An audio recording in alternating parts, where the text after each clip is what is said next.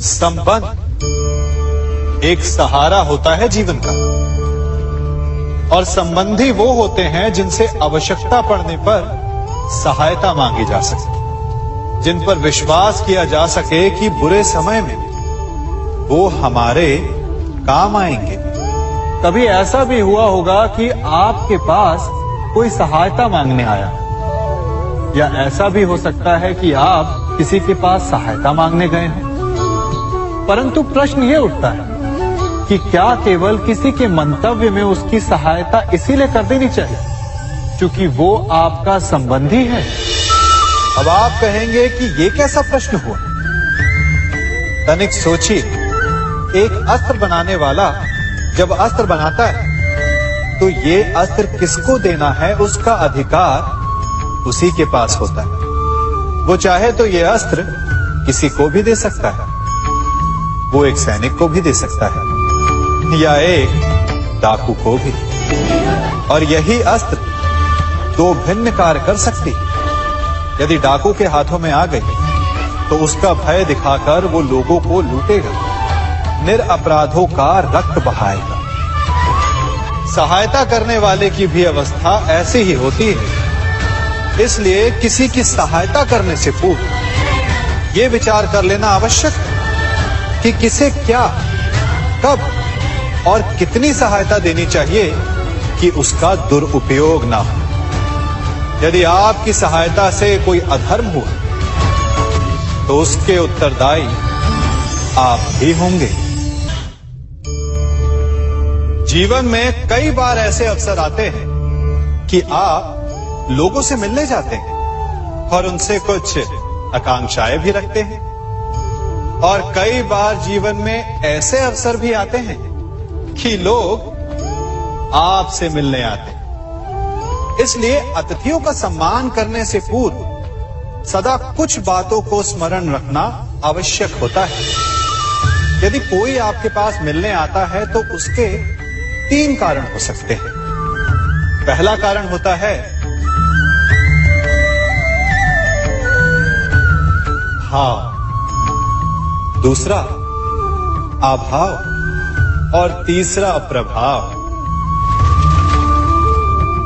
तो जैसा अतिथि उसको वैसा ही सम्मान दे।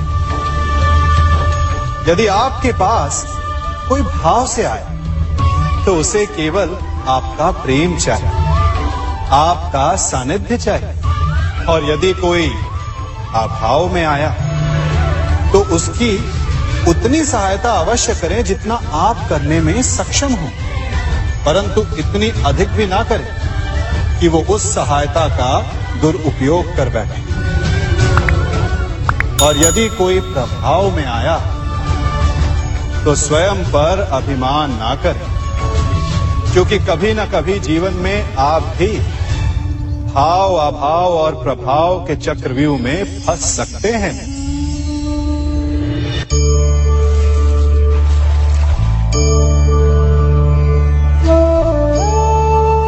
यदि जल को मुट्ठी में कसकर बांधें तो जल कैसे अपना मार्ग बनाकर निकल जाता है?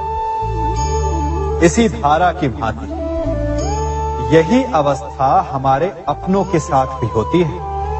अधिकतर हम जिनसे प्रेम करते हैं हम सदा उन्हें अपने समीप रखना चाहते हैं, स्वयं से दूर नहीं होने देना चाहते। चिंता करते हैं, भय खाते हैं कि कहीं उनके साथ या उनसे कुछ बुरा घटित ना हो जाए, और ऐसे में हमारे अपने ही हमसे दूर हो जाते हैं, ठीक मुट्ठी में बंधे जल की भांति। इसलिए जिनसे आप प्रेम करते हैं उन्हें स्वतंत्र कर दीजिए, उनकी सोच को स्वतंत्र बनने दीजिए, उन्हें अपने मार्ग स्वयं ढूंढने दीजिए, क्योंकि आप सदा उनके साथ उन्हें मार्ग दिखाने के लिए नहीं रहने वाले। इसलिए अपनों के साथ अवश्य रहें, परंतु उन्हें बांधे नहीं। जन्म के पश्चात बालक जब पहली बार अपने नेत्र खोलता है तो उसका मन उत्सुकता से भरा होता है कि ये संसार क्या है, उसे क्या दिख रहा है। ये उसके जीवन का नया आरंभ होता है। परंतु जैसे हम धीरे धीरे बड़े होने लगते, अनुभव अर्जित करते हैं, हमारे मन की उत्सुकता, हमारे जीवन का चाव होने लगता है। तनिक सोचिए, जब हम सुबह सोकर जगते हैं, अपनी आंखें खोलते हैं, तो उसे ही हम अपने जीवन का प्रारंभ समझ ले तो सुबह से लेकर संध्या तक के समय को ही अपने जीवन जीने का समय समझ ले तो कितनी स्फूर्ति आ जाएगी आप, कितने काम कर पाएंगे, कितने लक्ष्य अर्जित कर पाएंगे। फलों से मिलकर घड़ी बनती, घड़ी से मिलकर प्रहर, प्रहर से मिलकर दिन बनते हैं और दिनों से माह और वर्ष। यदि आप अपना हर पल, हर प्रहर विश्वास से, हर दिन उत्साह से जिए, तो आपका संपूर्ण जीवन सार्थक हो सकता है। मनुष्य अपना जीवन विश्वास पर जीता है, परंतु विश्वास किसका? तनिक सोचिए, किस पर विश्वास है आपको? महापुरुषों की कही बातों पर, ग्रंथों में लिखे ज्ञान पर, माता पिता की सीख पर, या मित्रों के दिए गए निर्देशों पर, या फिर मेरी कही बातों पर? ये सब विश्वास अपूर्ण है जब तक आपको स्वयं पर विश्वास ना हो। यदि विश्वास करना है तो पहले अविश्वास करने के विज्ञान को भी सीखना चाहिए।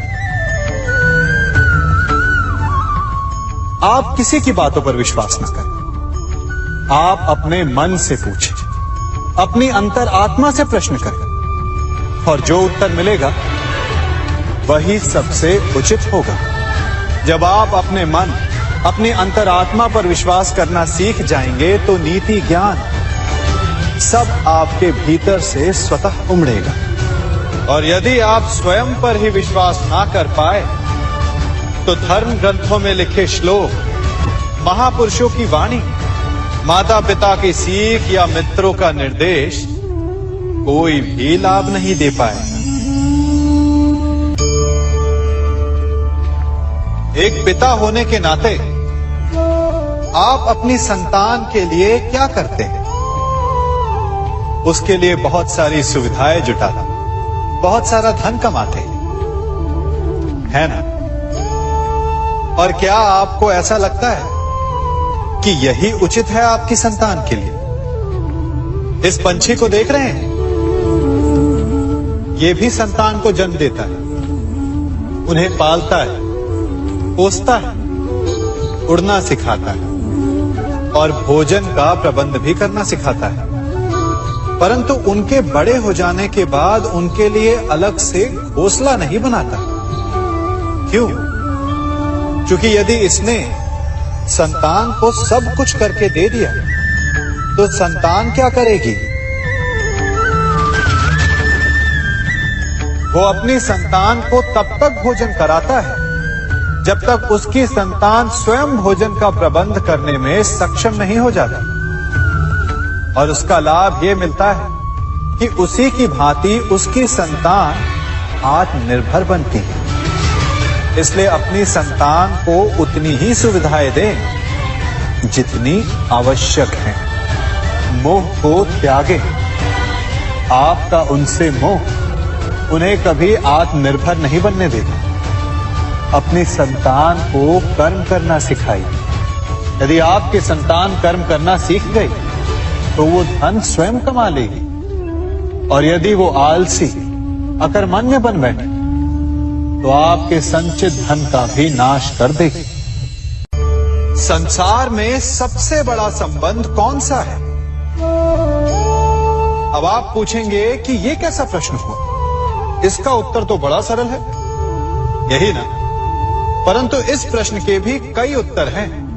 कोई कहेगा माता और पुत्र का संबंध, तो कोई कहेगा पिता पुत्री का संबंध, तो कोई पति पत्नी का, और तो कोई भक्त और भगवान का संबंध। परंतु तनिक गहराई से देखेंगे तो पाएंगे कि ये सारे संबंध या तो जन्म से जुड़े होते हैं, या समाज में बना दिए जाते हैं, या फिर किसी आकांक्षा के चलते बनते हैं। तो सबसे बड़ा संबंध कौन सा होता है?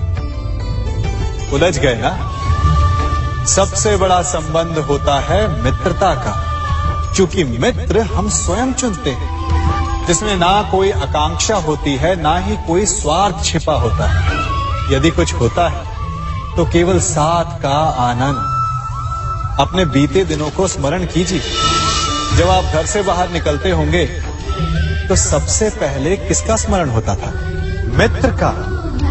परंतु जैसे जैसे मनुष्य बड़ा होता जाता है, सफल होता जाता है, मित्र छूटते जाते हैं और फिर वो अपनी आय, अपने जीवन के स्तर के अनुसार मित्रता करने लगता है। उसके मन में ये विचार आ जाता है कि मित्रता बराबरी वालों से ही होनी चाहिए।